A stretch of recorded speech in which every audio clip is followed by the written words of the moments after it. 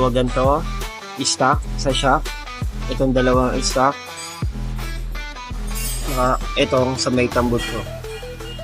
Design lang yan ni customer. Nagpa-design lang siya ng gusto niya. Customize. Kabit natin.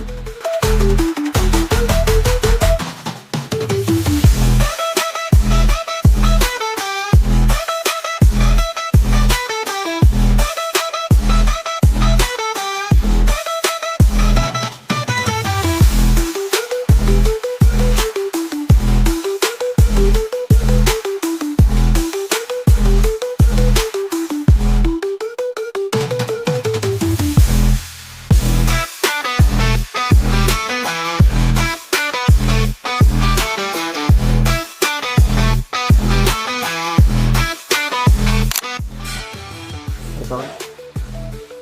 Try na natin kung matibay itong ating side bracket. Okay, papasakay natin. Kay Danny. 68 kilo. Yan. Apak siya doon sa kabila. Saka dito. Yan, pinayuan na niya.